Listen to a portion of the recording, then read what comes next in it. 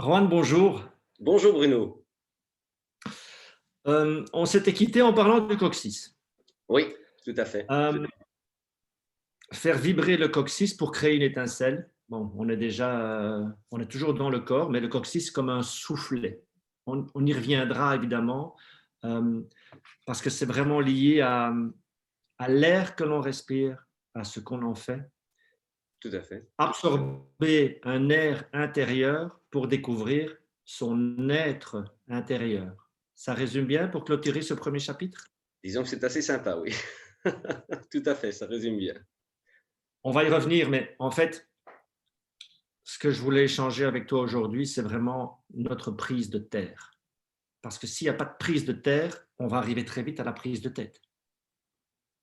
Exactement, exactement. Est-ce que la prise de terre, c'est ce mot que tout le monde utilise, mais qu'on a peut-être peu à comprendre, qui dit ancrage? Exactement. Et nous savons que la Terre émet une charge électrique, le ciel émet une charge électrique également, l'un négatif, l'autre positif, et que nos pieds sont les capteurs qui vont permettre d'avoir cet échange ionique entre le haut et le bas. Et quand ce n'est pas fait, ben, nous sommes généralement comparables à un grille-pain qui n'aurait pas sa prise de terre et qui, à un moment donné, s'enflammerait. Donc, nous avons la tête remplie d'idées, chaude et prêt à la réactivité instantanée, sans recul, face à ce qui nous arrive. Mais donc, quand on parle d'ancrage, ce n'est pas une vision philosophique du monde, hein, avoir les pieds sur terre. C'est une réalité matérielle. C'est une réalité matérielle, bien physique, puisqu'aujourd'hui, à part lorsque l'on marche dans le sable, nous sommes les seuls mammifères à ne pas laisser de traces bien profondes dans le sol. Hmm. C'est-à-dire qu'on voit qu'une partie du pied enfoncé et non pas l'empreinte totale du talon, la plante et les doigts de pied.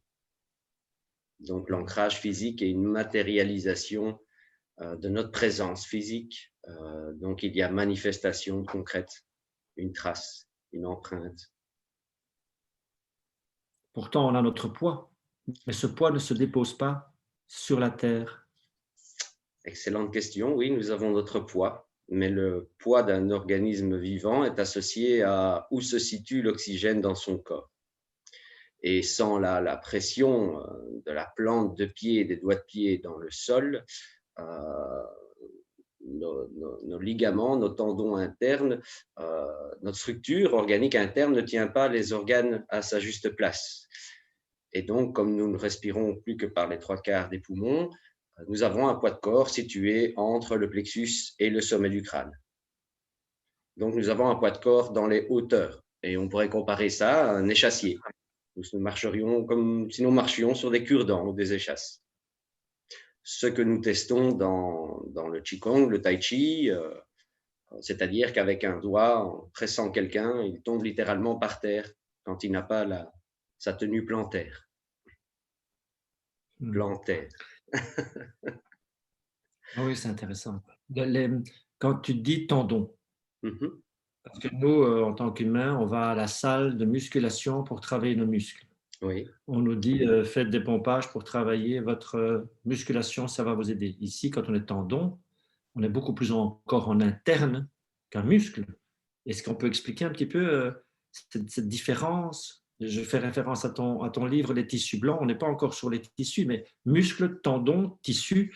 Et on ne comprend pas, en règle générale, cette différence ou différenciation qu'il y a à faire avec ça. c'est très simple, vraiment très très simple. À partir du moment où on peut visualiser comme les pantins qu'il y avait il y a une cinquantaine d'années, qui étaient manipulés par des ficelles. Bien, notre corps physique, quand on le regarde sur une planche anatomique, a les extrémités de doigts parcourues par des tendons de chaque côté, mais les muscles ne sont que dans les ténards.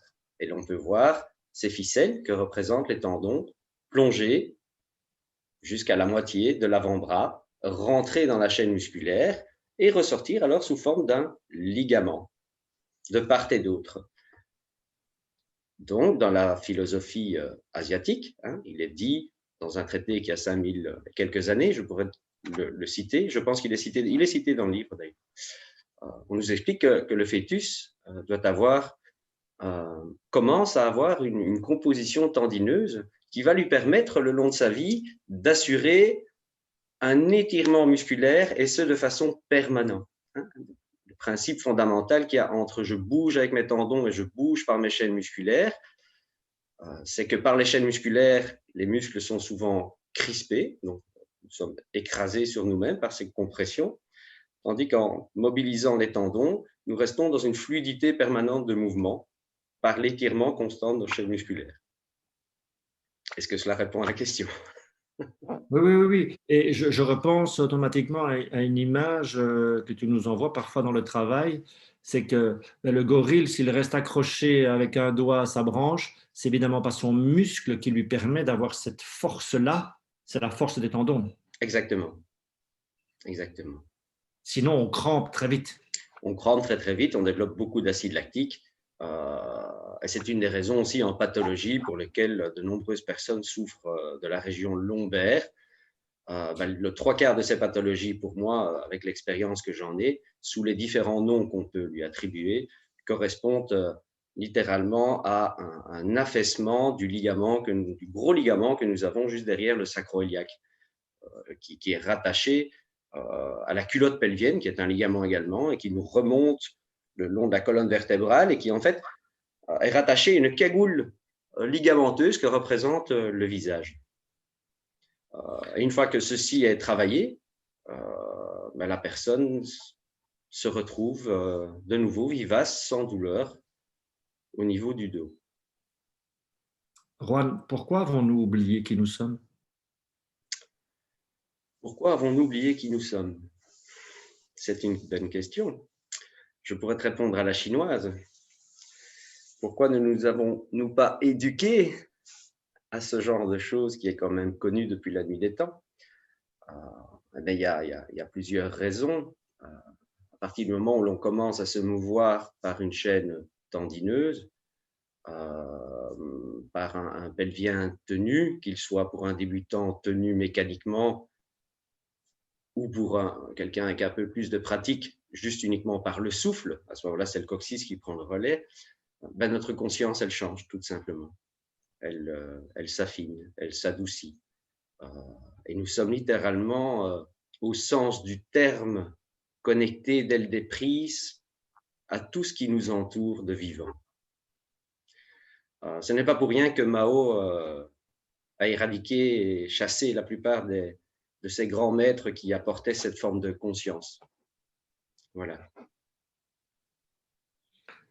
Si je branche ma prise intérieure et extérieure en étant concrètement dans un ancrage, j'allume cette ampoule qui s'appelle un être humain, qui est complètement dans la matière. Tout à fait. C'est à partir de cette matière qu'on peut éventuellement parler de spiritualité ou d'être spirituel, parce que la spiritualité sans être dans le corps matière, ça n'a aucun sens.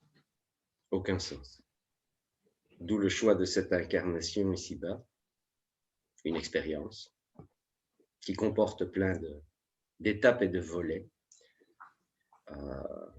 L'ouverture de la perception dite extrasensorielle n'est qu'une perception de mammifères.